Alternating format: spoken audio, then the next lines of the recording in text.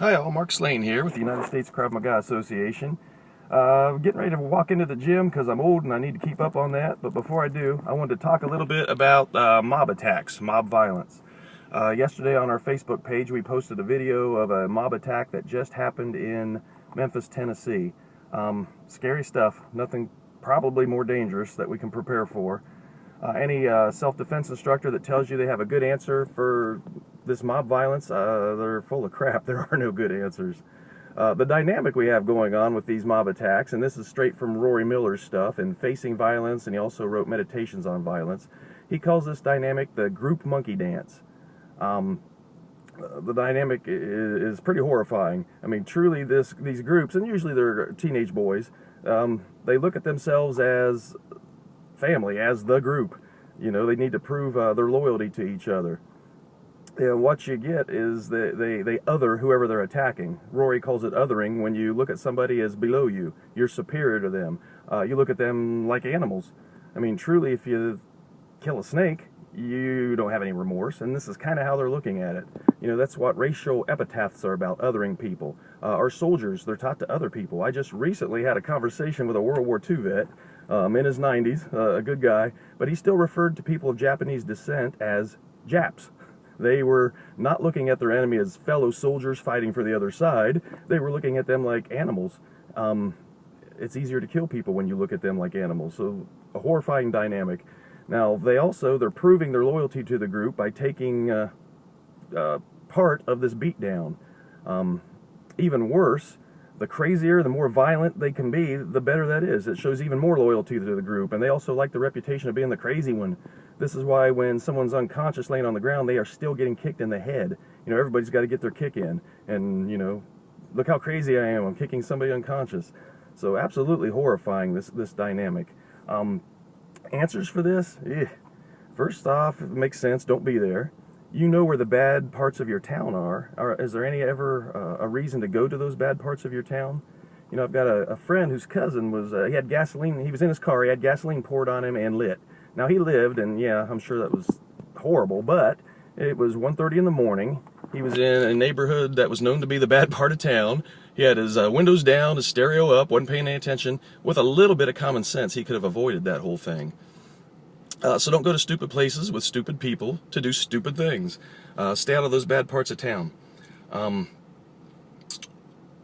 We have got to, again, use common sense. Run. If you see this dynamic happening and you're not the target of it, absolutely get out of there. There's no reason to stay around. There's no reason to video it. We got to get out of there. Now, what's horrifying is if we happen to be the target, they are coming at us. Again, run. Run if you can. It's time to be an animal. Okay, I carry a knife with me everywhere. I carry a handgun when it's legal. If I'm faced with this situation, you know, I'm about to be killed by a gang of people, I am making a hole. I'm using the weapon I have with me. I am making a hole and getting out of there.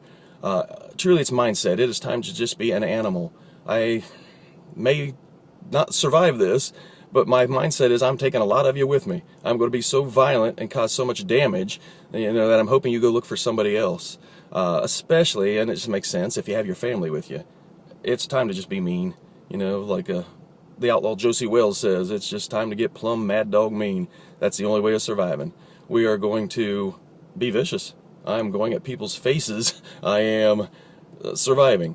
Absolutely, you don't want on the ground in these situations. I mean, that's when you start getting stomped and curb stomped and not good. So we want to avoid being taken to the ground. Easier said than done, but if you find yourself there, your only goal is to cause damage to people and get the heck up.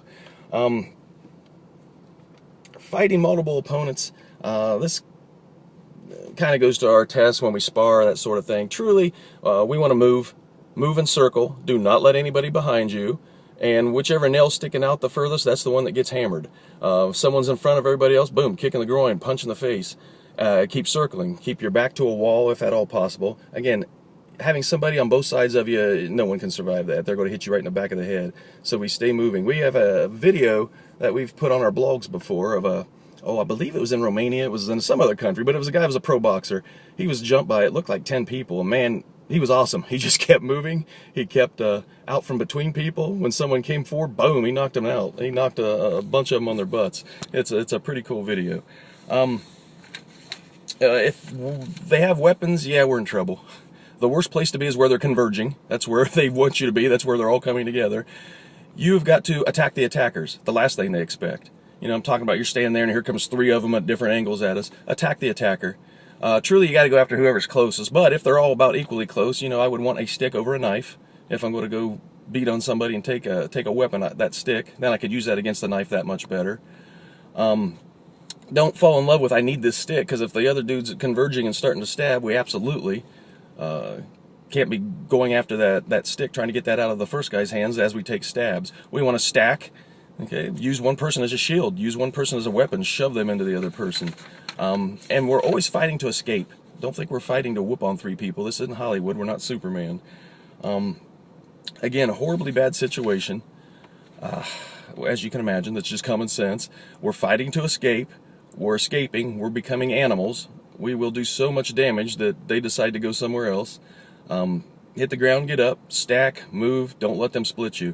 If you have people on every side, you just got to be just spinning and cutting and slicing and punching and shooting, whatever it is that you have with you. Again, no real good answers. Don't be there. Run. Use a weapon to create a hole to get out. You know, if I'm in a car and I'm surrounded, shame on them. I'm in a 3,000-pound weapon. I am right through them.